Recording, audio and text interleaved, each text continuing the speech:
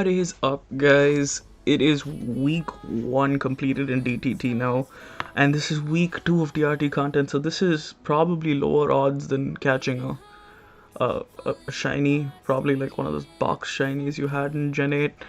What I'm doing here is basically going over, I think, what I think, in my opinion, were the closest games this week, for each of the matchups. I will discuss the results and what they mean at the end of the video. But first off, we have my teammate Crossoff from the Bathing Annihilate team versus Grummy Bear of the Nemo Nimwits. This was a TPP game, and the situation going into this game was 2-1 to the Nimwits, and it was 2-0 to begin with the Nimwits winning in Usum and in Paldea. So going into this game, after that, Sylvestron managed to pull one back in LC for the Annihilapes, and going into this game was 1-2. So pretty big game to determine if the Nimwits could close out or if the Annihilapes could stay in it. Leads, obviously we don't have team preview in DPP. And we see the Sash Empoleon taking out Mamoswine. I'm really sorry if my DPP commentary sucks. I'm not a DPP player. So that's some pretty good chip on Jolteon. Jolteon also manages to just show that it is Life Orb. Clefable comes out as he baton passes into the huge threat that is Snorlax. Obviously, if any of you guys who play Gen 8, Gen 9 are wondering, you can paralyze electric types with Thunder Wave in Gen 4. We see the HP fighting coming out, obviously Clefable being a normal type. And back into the big chunker. And a huge Facade coming out. Cresselia coming in. Cresselia is a huge threat in this matchup, if I remember correctly. But this Snorlax is equally just huge, literally. And picks up a big crit on Cresselia there to finish it off. So now it's 3-5, and we get Life Orb Weavile going for the low kick on Scam. Now obviously Scam is not able to run Body Press because it's a move that came out in Gen 8, but it can still do sizable damage to Weavile here, but getting quite chipped here as he goes to the Whirlwind into Cross's last mon, that is Flygon. This is where I think Grum made a small misplay, because I think that was a situation where he should have probably roosted off the Thunder Punch, probably preserved Scam there, would have probably made the game a little bit easier. And Scam goes down to the low kick here, so now it's 3-4. Goes right back into Jolteon as Clefable comes in. Also, fun fact, for those of you not familiar with DPP, Clefable with Magic Guard cannot be full parad in Gen 4. But Lax is again a huge threat here as Cross goes for some chip with the S-Toss and gets murdered by the Facade. So Weavile's back in. We know that the low kick's gonna kill, and it does. Again, I'm not sure of that play because I don't know if Grum was worried about Weavile setting up there, because Jolteon is definitely in +2 Ice Shard range. I'm not sure if it's in +1, if it's at neutral Ice Shard range even as well. But this is a big turn. This is a big 50-50. Does Jolteon go for the electric move to kill Weavile here? Or does it go for the HP Ice to kill Flygon? And this is a huge 50-50 that probably determines the game. As Jolteon goes for the T-Bolt and Flygon switches in. And it is Choice Scarfed Outrage. I don't think that crit mattered because Jolteon is frail. Mismagius, again, not known for its physical bulk. And it comes down to the last mon, which is Starmie. And he breaks through the confusion, but Starmie is really bulky, but unfortunately it's running Hydro and not Ice Beam. Breaks through the confusion again, and that is how the Annihilapes got back to 2-2 versus the Nimwits. Pretty close game overall. I think maybe the one big turn was not roosting on Skarmory, but also the crit on Cresselia was quite big, and I honestly thought it was over at that point. I didn't think it was a way back because Hitmonchan was already dead. It was quite difficult to see a way back past Snorlax and Mismagius as well. But overall, pretty good game, guys. Now moving on to the next game, we have... oh god, Google Ads. Okay. So we have Cameron Blazed from the Resting Raikus versus Relix of the Chiyu crew. At this point, this was also at I actually think this was at 2-0 at the time this game was played to the Raikus, or was it 1-0? I'm not sure quite exactly. I'm pretty sure it was 2-0 because this was a game that was going to be pivotal to see if the Raikus could win it all for the week. We have Cameron Blazer with the Mega Pidgeot, and on Relix's side, I'm pretty sure that's a Mega Gardevoir. I'll just jump into it, guys. Use some game. We have Pidgeot coming in, Ferrothorn obviously switching out, fearing the Heat Wave. He doesn't Mega, which I was a bit confused about when I saw the game as well. Maybe, I'm not exactly sure why that was there, or if it was just a misclick. Dark Pulse does do a pretty penny to Crobat, but Crobat is quite bulky here. Maybe that could have mattered with the Mega, maybe 4% less to Pidgeot, but I don't think it really matters. We don't see the HP ground, obviously, because he has to scout for the Shuka, but it is Z-move, Corkscrew, Crash, Heatran, and it does a bitch ton to Hydreigon. Right now, not looking too great for Cameron, but Hydreigon did live the Z-move, which is a big positive. Goes back into Heatran. He does get the Stealth Rocks here, which lets Hydreigon roost off some damage. But oh, he does switch out as well. So Hydreigon will get back to being healthy here relatively, as long as he doesn't take the U-turn. Goes into guard. So for the price of Hydreigon getting back healthy, Relix does get a sizable amount of momentum. Goes for the Will-O-Wisp on Prim coming in. And it's a Carmine Mega Guard.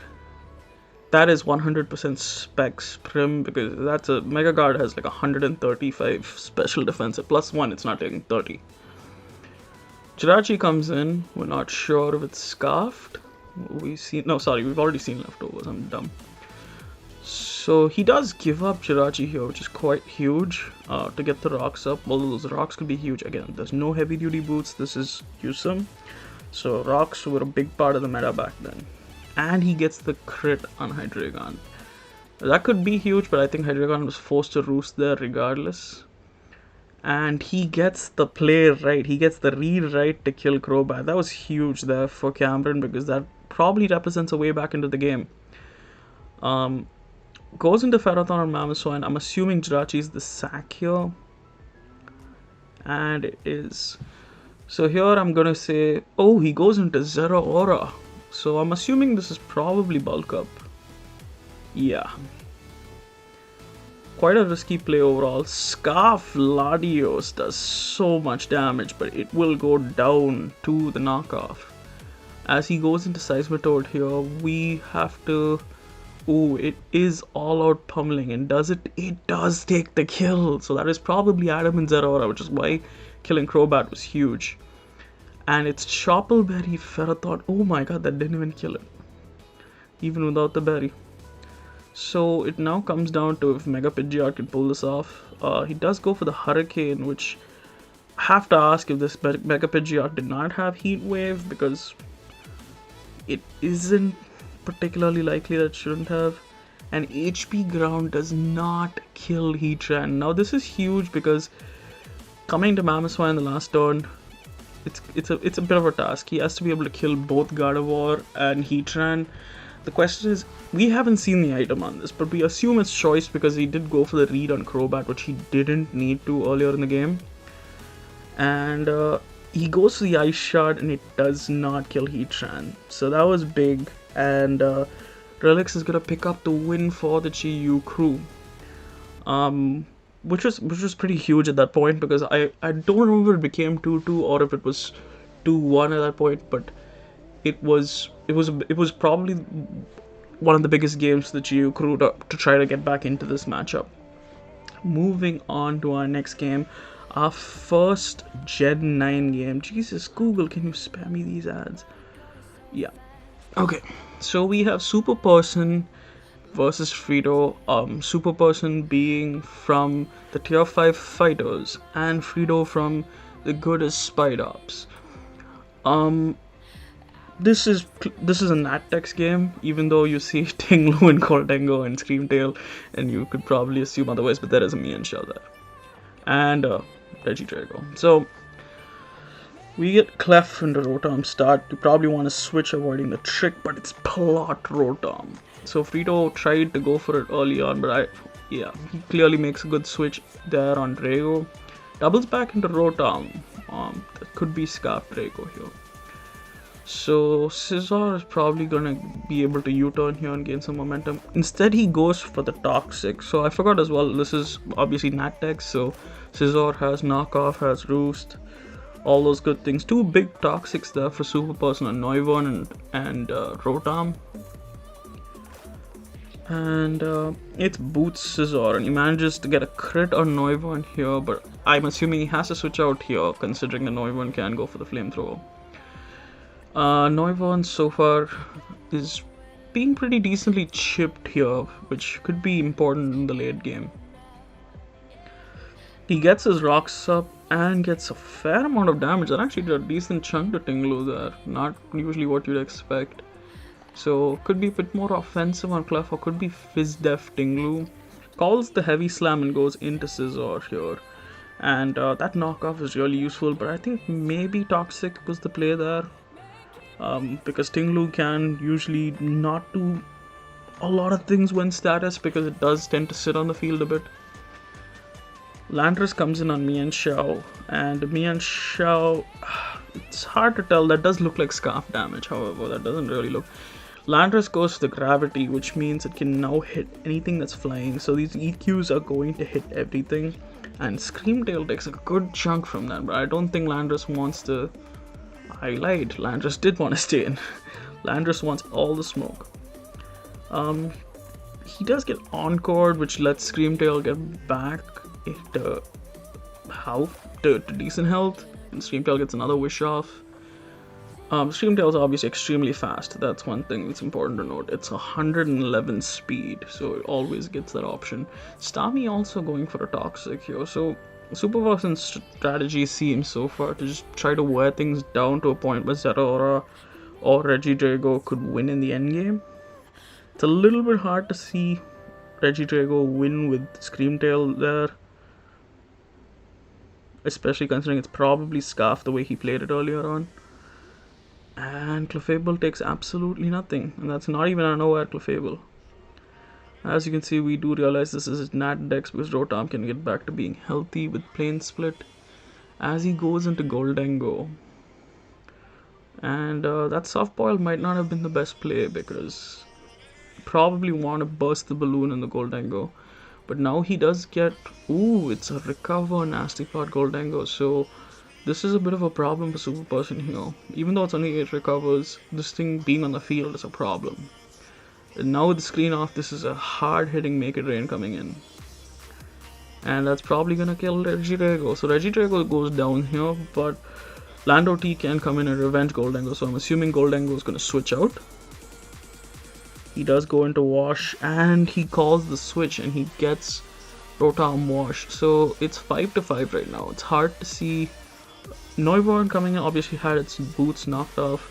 It's hard to see who's gonna win here critically at this point in time, because Goldengo is still a huge problem with Super Person. I just don't see, without him giving him a Pokemon each time, how he actually takes care of it. So the Recover comes off again.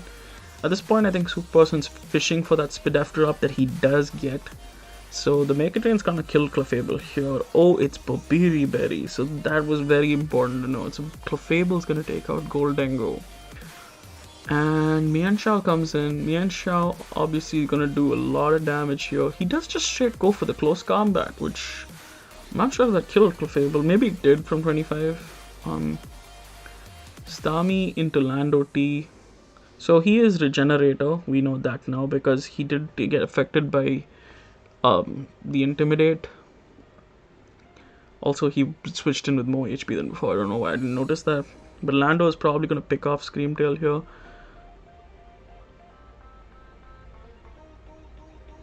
Instead, he stacks Starmie, which I guess makes sense, preserving health on Lando to not lose to Mienshao, but it is getting closer and closer to that time where Mian Shao can potentially just win here. Lando does go for the EQ. Oof, that was definitely probably not the play. So he goes into Clef. He does miss the Hurricane, so it depends on if this Hurricane hits. It does. So really key Mon there gone. So the question now becomes, can Lando pull this off? I'm not sure if Lando is the Mon to go into there. The Heavy Slam does do a pretty chunk to Lando, so he is going to be able to... He doesn't kill Ting Lu. Wow. Ting Lu was Fizz Def. But at this point, it just depends on what the Mian Shao set is. And it is Life Orb Zeraora, so I do not think it's going to take this hit with Scarf. And it is Choice Scarf Regenerator Mian Shao. So Frito does pick up this win for the Godash Spider Ops. So this game I don't think mattered as much as the other games because actually it did matter because at this point the Spider Ops had already won the week 3-1, but considering that all the other results were 3-2, getting this win and making it 4-1 was big for them because that differential is hard to come by. Winning weeks 3-2 only gives you 1 differential, but winning a week 4-1 gives you 3. So that differential could be really crucial when it comes down to the playoff race. Moving on, our fourth game. So our fourth game was Endless Gadgets versus Ari. Endless is playing for the PogChamp Pupitas and Ari is playing for the Mousehold Mania. At this time, it was 2-1 to the PogChamps. So Ari is sort of fighting for his team's life here. And it's a DPP game again, so spare me if I don't know certain things, guys. We see the Infernape lead into the Smeargle lead, but he goes to the Magikarp. Now, this is something I was told post-game, but Magikarp is kind of doo-doo in Gen 4 because it doesn't reflect hazards. And I think it was mainly there, according to what Ari said, was for Taunt. So Endless has got a pretty good lead here in the game early on. He's got Venusaur in on the Blastoise. Not looking too great for Ari at the moment, but yeah, again, Sleep Powder did affect grass types, but Celebi has the natural cure ability, obviously. Spiritomb coming in on Drapion. Drapion does manage to taunt Spiritomb, so it can't burn it. The question is what Drapion goes for here. Now, the T-Spikes is an interesting play because I do see... I mean, it is a Fortress that can spin them. There is a Venusaur in the back. The Explosion, obviously not killing Drapion. Drapion has like 110 defense. It doesn't just die. But Ape is going to pick it up. So it's 5-4 right now. Spiritomb comes in, but this is a huge threat here with Raikou, and Raikou manages to get a sub up. The question is, does Venusaur have phasing? And it does not appear to be so, because he does go for the Sludge Bomb. Obviously, Venusaur did not get Earth Power until Gen 8. That's another thing just to note there. Probably going to get another sub off here. The question being, obviously, Endless is probably going to have to sack to break the sub. And the Mach Punch does break the sub, but he does lose Infernape here. He does go into Staraptor, which is Choice Scarfed. So it does manage to get a good chunk of damage on Raikou, which is a huge threat. But right now it seems like the balance of the game has shifted. Azelf coming in prompts the switch, and Azelf goes for the substitute. So, question is it a plot? It is. So, but it's not really the bulkiest mon. So Blastoise could probably eat a hit here, and Azelf goes down to 7%. But it does manage to take out Blastoise, which is pretty good for the team. Scizor probably gonna pick it off with Bullet Punch here. He goes back into Venusaur, and Venusaur's probably going for the Sleep Powder again. Does not hit Celebi. Spiritomb is probably coming in on the Psychic move, and yeah. The question is right now, how does Ari handle Spiritomb? And he doesn't do it super well. He gets Scizor burnt straight away. I'm assuming it's SD Scizor, by the way, he just switched it in. Yep. But this is probably not doing enough to Venusaur, and it does reveal the HP Fire to kill Scizor. So it comes down to Raikou here, but I don't think Raikou's got enough juice in it really to survive this on its own. Goes back into Celebi on the Sludge Bomb, which is a little bit of a... I mean, at that point, I don't think Raikou survived. It does not look like there's an option here, as he does again go for the Psychic into Spiritomb. Not the best move again. And Giga Drain, which, again, I was told this post-game that Giga Drain is way less base power in Gen 4. Celebi does go down, and it does look like Endless is gonna take this one. He does get the Will-O-Wisp off, so Raikou is not gonna avoid the Sucker Punch for long, because this turn he has to attack since Burn is 12% in this gen. And Spiritomb's gonna pick it off, and this was the game that won the week for the PogChamp Pupitas. So now going over the results, the PogChamp Pupitas did lose their last game, so they did end up winning 3-2 over the Mousehold Mania. The Annihilapes came back to win 3-2, winning their Nat Dex game last versus the Nemo Nimwits. The good-ass Spidops won the week 4-1 against the Tier 5 fighters to take the top of the table with a sizable lead, because 3 differential is not a joke. 3 differential is quite hard to usurp in this format. And the Chiyu crew do end up going down 2-3 to the resting Raikous, who managed to have Wombat just murder in the LC game last. Although I think I would, to be very fair to them, they did have to have a last minute substitution. The Chiyu crew managed to have to get someone in last minute to play that game. So that is where we stand with week 1. We have one clear leader in the good-ass Spidops. We have 3 teams on 3-2 in the first week, which is 1-0, 1 differential, with the resting Raikous, the PogChamp Pupitas, and the Annihilapes. And we have 4 teams trying to crawl their way back. Now, looking forward to week 2, I'm not sure if I'm going to do this again or if I'm going to do Heat of the Week. We didn't see a whole lot of Heat week 1. There was some good sets, but I just didn't feel like honestly going through all the games all over again, I'll be honest. But that's going to be it from me, guys. This is TRT77, and this is me signing off.